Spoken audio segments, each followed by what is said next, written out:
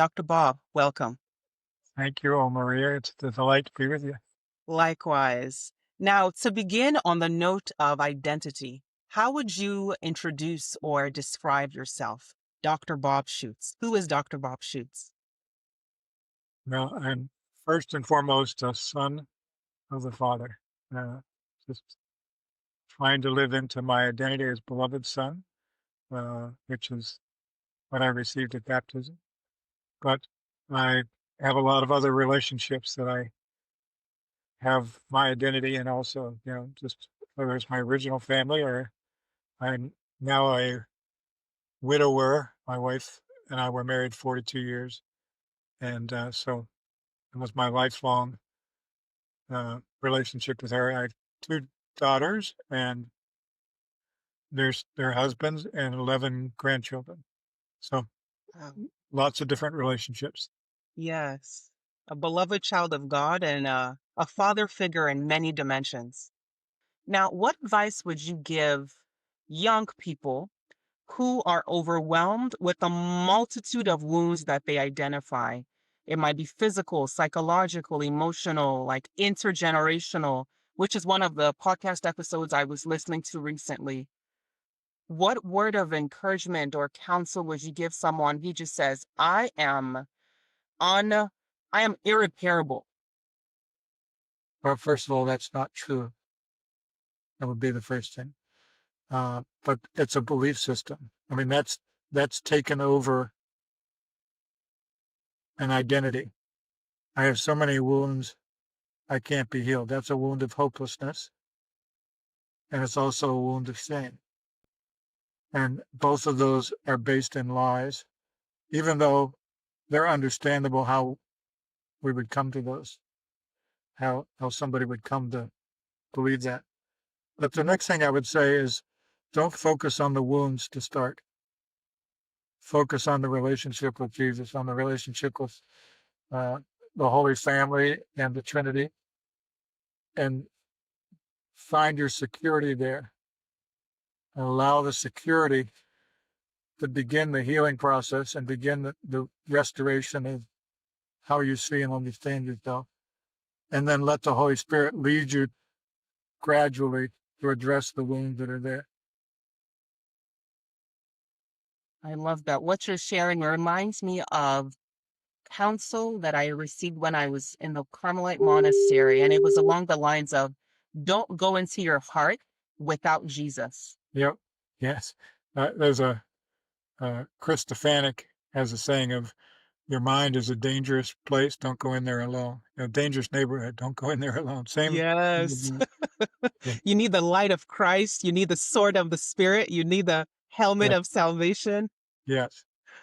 That is so true because when you speak of lies and the beliefs that we absorb as truth, and it makes so much sense, going within ourselves alone makes us susceptible to believing those lies, Yeah. right? And what lies would you say people often hold on to as if that is their identity? Is there just a few you can throw out there so that those watching or listening can say, wow, I've heard that in my head and I thought that was me talking to me. Yeah. I think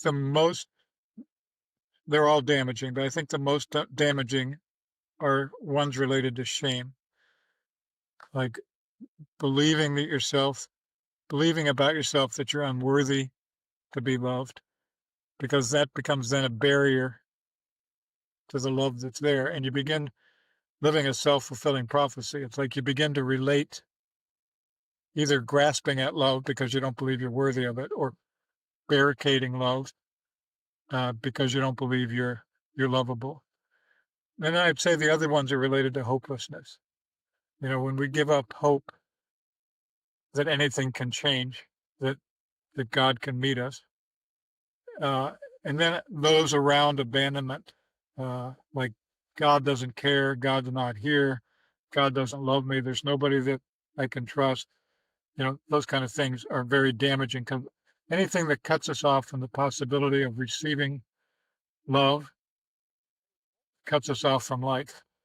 And Mm, and so all of those lies would do that. mm. heart can be changed in an instant. And that's the power of divine grace. Yeah, that's just pure grace. Humanly, that's not possible, but with with God's love and the power of the Holy Spirit, it can happen instantly, and or it can take a while. Just depends on our readiness. Yes.